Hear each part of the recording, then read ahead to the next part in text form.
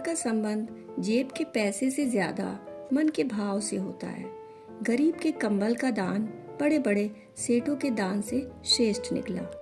एक शिव मंदिर के पुजारी जी को भोलेनाथ ने सपने में दर्शन दिए और कहा कि कल सुबह नगर के सभी भक्तों, विद्वानों, दान पुण्य करने वालों और साधु महात्माओं को मंदिर में जमा करो। पुजारी ने शहर में मुनादी कर दी कि महादेव का ऐसा आदेश है। शहर के सारे गणमान्य लोग अगली सुबह मंदिर पहुंचे। पूजा अर्चना हुई और पुजारी जी ने विस्तार से अपना स्वप्न बताया। तभी मंदिर में एक अद्भुत तेज प्रकाश हुआ। लोगों की आंखें चौंधी आ गईं। जब प्रकाश कम हुआ तो लोगों ने देखा कि शिवलिंग के पास एक रत्न जड़ित सोने का पात्र है। उसके रत्नों में दिव्य प्रकाश की चमक थी। उस पर लिखा था कि सबसे बड़े दयालु और पुण्यात्मा के लिए यह उपहार है। पुजारी जी ने वह पात्र सबको दिखाया। वो बोले, प्रत्येक सोमवार को यहाँ विद्वानों की सभा होगी। जो स्वयं को सबसे बड़ा धर्मात्मा सिद्ध कर देगा, यह स्वर्णपात उसी का होगा। देश भर में चारों ओर यह समाचार फैल गया। दूर दूर से तपस्वी, त्यागी, व्रती, दान पुण्य करने वाले लोग काशी आने लगे। एक तपस्वी ने कई महीने लगातार चंद्रायन व्रत किया था। वह उस स्वर्ण पात्र को लेने आए। जब स्वर्ण पात्र उन्हें दिया गया, उनके हाथ में जाते ही वह मिट्टी का हो गया। उसकी ज्योति नष्ट हो गई। लज्जित होकर उन्होंने स्वर्ण पात्र लौटा दिया। पुजारी के हाथ में जाते ही वह फिर सोने का हो गया और रत्न चमकने लगे। एक धर्मात्मा ने बहुत से विद्यालय बनवाए थे, कई सेवाश्रम चलाते थे। दान करते करते उन्होंने काफी धन खर्च कर दिया था। बहुत सी संस्थाओं को दान देते थे। अखबारों में नाम छपता था। वह भी स्वर्ण पात्र लेने आए, किंतु उनके हाथ में भी जाकर वह मिट्टी का हो गया। पुजारी ने कहा, ऐसा लगता है कि आप पद, मान या यश के लोभ से दान करते जान पड़ते हैं। नाम की इच्छा से होने वाला दान सच्चा दान नहीं है। इसी प्रकार बहुत से लोग आए, किंतु कोई भी स्वर्ण पात्र नहीं पा सका। सबके हाथों में वह मिट्टी का हो जाता था।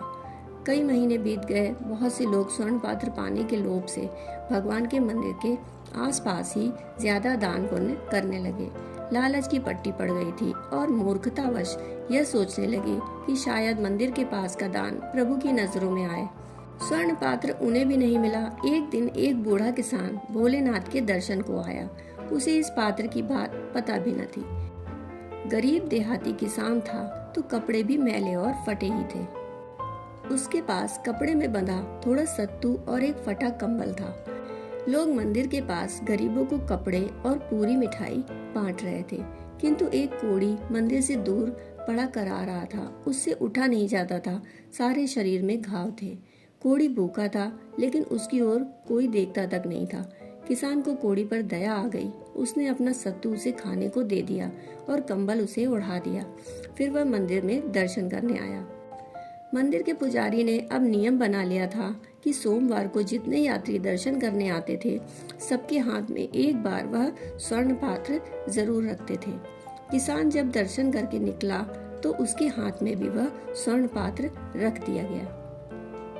उसके हाथ में जाते ही स्वर्ण पात्र में जड़े रत्न पहले से भी ज्यादा प्रकाश के साथ चमकने लगे। यह तो कमाल हो गया था। सब लोग बूढ़े व्यक्ति की प्रशंसा करने लगे।